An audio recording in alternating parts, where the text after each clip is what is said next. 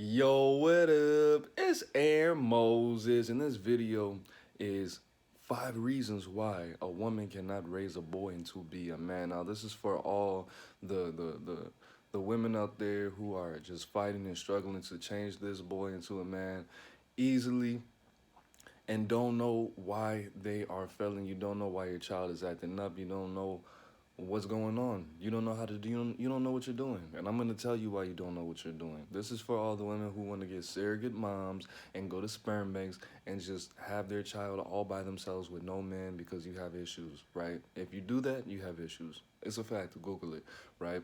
The thing about it is, I'm not saying that you have to get married, which you should. I'm not saying that you should have a boyfriend or a stepdad around, what you should.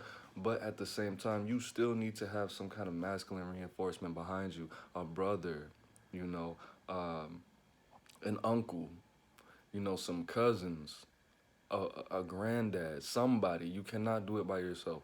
I know you like to think that you can do whatever you can do everything we can do with the exception of turning a boy into a man. And I'm gonna give you 5 reasons why. All right. Number one, this is gonna come off. This is gonna offend some people, but that's okay. Initiation process. To be a man, to go from boyhood to manhood takes initiation. We have to be taught, we have to be trained, we have to be seasoned, sharpened into being a man. To be a woman is essentially being the feminine version of an adult. You don't have to go through you don't have to go through what we go through to be considered a man. Now, if a boy grows past the age of 17, he's 18, 19, 20, and he has not been taught to control his emotions. He has not been taught the importance of the burden of masculinity, protecting yourself, protecting your woman, doing this, doing that, making 80% of the income. So just in case something happens, your woman doesn't have to, she doesn't have to work and she doesn't have to rely on herself to make sure the household doesn't fall apart. There's certain things that you're just not going to give him.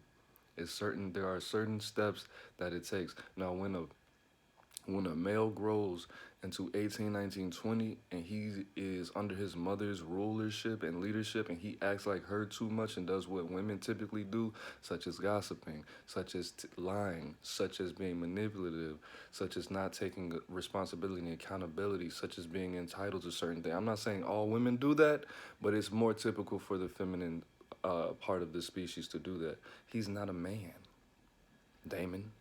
He's a little boy still. He's a full grown male. To be a man does not mean the adult version of a boy. It means a man. It means that you've gone far beyond just being an adult. Okay?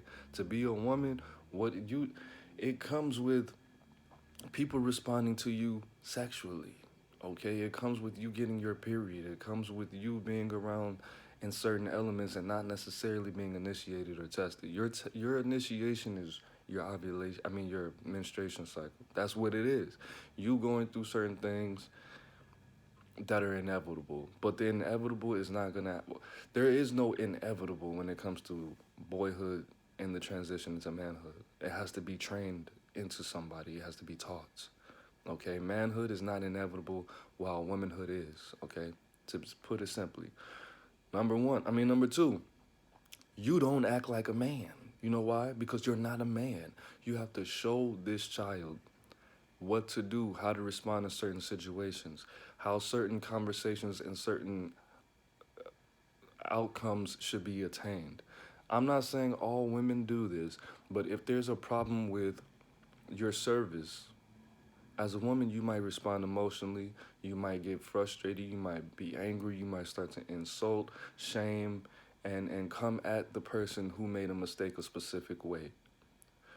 If this little boy sees that, if he sees you acting like a woman consistently and constantly and responding emotionally how you're supposed to because you're beautiful and that's what you're hardwired to do, he's going to think that's appropriate, and that's not what men do. We try to come at things with poise, calmly, and communicate clearly to get problems resolved.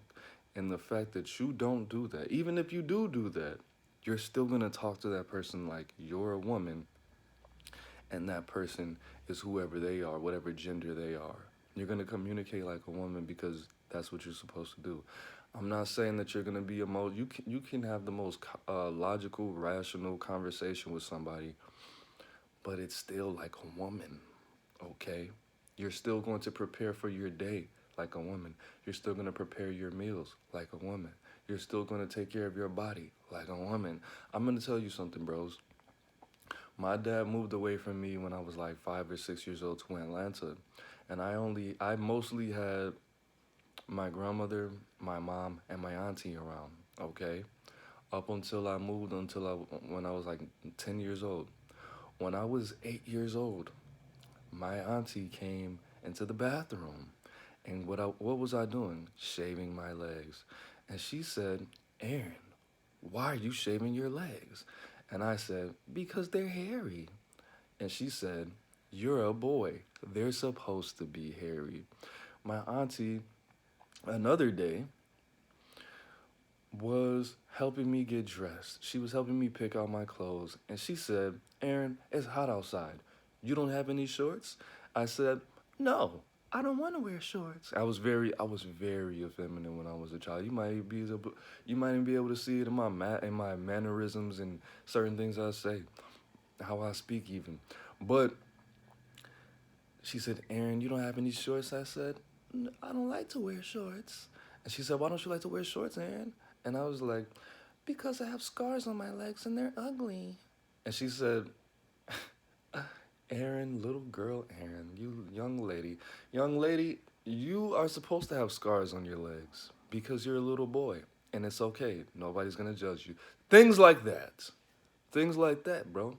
You have to teach a little boy, bro. He's going to be messed up, bro. And we're going to go back into that later. Nextly, bro, as an authority figure, you should have not a lot of people don't agree with what I'm about to say, but you should have a good balance of fear and respect. I would say maybe 70-30, 30% fear, 70% respect, to be able to rule over a boy and turn him into a man and get him to do what you need him to do, right? This is not always supposed to come from striking your child and giving them the impression that you're going to physically harm them, but the potential that something bad is going to happen, right? The thing about it is, guys and gals, you do not want your little boy fearing you as a woman. Why? Number one, because he's going to grow to resent little girls and women. He's going to become a misogynist, okay? He's going to not care about women and the difference between a boy and a girl. He's not going to care. He's not going to feel the need and the drive to protect women and to take on the burden of masculinity. What is the burden? I already explained that. If you don't know what that means, look it up. Okay, he's not going to feel the need to go out to conquer the world and to push the button on the elevator and to protect his women and just to take on specific roles in life, gender roles, right? He's going to be scared to talk to women when he wants what they have. And he's going to be scared to check women, to put them in their place. He's going to let them run all over them and just talk to him all crazy and disrespect him because that's what you do, okay? Or he's going to be super worshipy. He's going to worship women. He's going to think that women can do no wrong when they disrespect him. He's not going to mind. And he's going to cater to women in the most simpy ways possible. It's going to happen, okay? You need a man to show him how to respect authority. He's not going to respect, number one, he's not going to respect male authority. When people try to analyze him and correct him, he's going to take offense. He's going to respond emotionally. Okay, he's going to go off on them or he's going to totally ignore them and just go about his business. That's going to happen. Number one, he's going to disrespect male authority, especially the male authority that is his race. And if he's mixed, all races. And number two, he's not going to respect female authority, and he's going to definitely have some kind of resentment and always going to have pushback when it comes to a woman trying to instruct him, whether that be a teacher, a coach, somebody in the store trying to give him direct. He's going to scan the store for he's going to do it himself if he doesn't have any male aid to assist him in his endeavors and his shopping or what have you. All right. So he's gonna resent women, or he's gonna worship them, and he's gonna hate all authority, especially male authority, bro. Number four, most important one, I believe, we have something called the sexy son syndrome, SSS, or some people call it the sexy son theory. What is this? It sounds gross because it is. So what this means is, because you are probably between the ages of, hopefully not, but 15 and about 32 watching this, you have a specific man that you're looking for. You have a specific man that you like, right? But at the same time, you're not gonna consciously raise your child to be like that, your boy to be like that. You're not gonna do that. You're not gonna expose him to the elements that you consciously like. You're gonna expose him to the elements that you wish that you had, or that you think that you want, that you think that you want. Okay, you're gonna teach your son how to be the man that is gonna heal you from all the pain, how his dad left, or his dad might have been a gangbanger or something like that, and he died or went to prison or something like that. You're gonna teach him to be nice, to buy flowers, to worship women, to take his coat off and put it on a puddle, to be docile, to sit down, don't run around, don't make mommy frown, put that down. You're gonna raise him to be naturally soft, because that is what's inside you, because you need a superhero.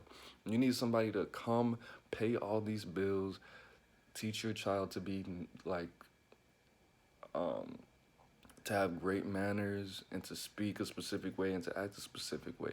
You're gonna raise him to be the man that you want to date. You're gonna raise him to be a beta. You're gonna raise him to be a beta, and you don't want that. Okay, you think you want. The point of you having a boy is for him to carry on the male's legacy. Okay, you're a woman. You don't have a legacy. You don't have a genetic legacy. That's just how it is. Okay, in the Western world, in America, in this society, in most societies. All right. The thing about it is, as a woman, your job is to teach your child how to empathize, and how to emotionally respond in social situations. The man's job is to teach a boy initially, how to socialize with other men. That's what he's supposed to do, and how to use his mind to reproduce. That's what he's supposed to do. You don't have the programming. You could say, well, I like girls and I know what girls like. Bro, you cannot, with your bisexual lesbian mind, you cannot teach this dude what he needs to know. Because there are certain things that a woman can say to another woman in a situation where, in a situation, there are certain things you can do as a woman, whether you be bisexual or a lesbian, or you just think you know what women like on that level. There's things you can do that he cannot do, okay, because he's not a woman. So you can't teach him what he really needs to know to get to a specific level and to get to a specific goal. I just have to throw that in there. But you're going to subconsciously raise your child to be the man that you need at this point. Not exactly the man that you are attracted to. You're not, if you like the bad boys, which most of y'all do, the thugs, the gangsters, or the street guy, whatever it is, whatever you consider a bad boy. He might not be from an inner urban community setting, but he might just be a thief or just a scam artist or whatever that you like. Okay? That type of person 9 times out of 10 knocked you up and left you because you didn't see the red flag, or you were attracted to the red flags and you didn't know those red flags came with abandonment. Okay? So now you're gonna raise him to be the nice guy when everybody knows how the nice guy finishes last. Okay? He's not gonna be able to reproduce with you teaching him how to be the nice guy. It's just not gonna happen. And number 5, why can you not raise your boy to be a man? Because if he spends too much time with his mommy, guess who's he's gonna act like? His mommy. It is impossible for a little boy to spend too much time with his father. That cannot happen. Okay, not on his part. The father might need a little bit of separation and he might need a little bit of space, but there's nothing bad gonna happen. There's not gonna be adverse effects from a little boy spending hours upon hours upon hours upon hours with his father, swimming in that masculinity and absorbing and storing that masculinity within himself. Nothing bad is gonna happen. He's not gonna turn out weird because he spent too much time with his dad, unless his dad did not have a father as well. Okay, even if he did, he's still gonna be more masculine than his dad because he's masculine. Okay, if you and your son and you're a and you're a mom, if you spend too much time with him, no matter how much his father is present, or he has an uncle or a cousin or an older brother, he's gonna be a weirdo, bro. He's not gonna be. He could. There's a high potential he could be a man, but he's still gonna be a weirdo, bro. He's still gonna smell like perfume everywhere he goes. Okay, so you don't want to. He's gonna spend too much time with him. He's gonna be doing all of this. Ooh, I need to cut my nails. It's gonna be too much, bro. It's gonna be too much. He's gonna absorb too much of your femininity. He might could grow into a man, but you don't want that type of man. You don't want that type of woman who's attracted to your son's femininity reproducing with him. You don't want that. Just it's okay. All right. So let's run down this list again, man. Why women cannot raise a boy? 5 reasons. You cannot properly initiate him. You cannot validate his masculinity. You cannot introduce him to masculinity or manhood. Men decide who's men, not women. That's not how it works, okay? Number 2, you don't act like a man. You can't lead by example. Number 3, the amount of fear and respect that he should have for men and women is going to be thrown off of balance if he fears you a specific amount and he respects you in a specific amount. Respects you. All right. Nextly, the sexy son syndrome is going to take place. You're going to raise him to be the superhero that you need right now instead of like the bad boy that got inside your legs. Okay. Because that's where the vagina is, in the kneecaps. All right. And number 5, bro, you're going to end up spending too much time with him and he's going to act like a girl, bro. So that's it. You can't do it by yourself. You're not supposed to do it by yourself. But I'm half a man. No, you're not. No, you're not. I hate when people say that, but I'm half man, so I should have 100%. If you're half a man, then you wouldn't need us. Duh. All right, that's it, man. It's Aaron Moses. I'm the bang. You the bang. We the bang together, man. Don't forget to like, share, comment, subscribe. Life is in the breath. Breathe it in. Peace.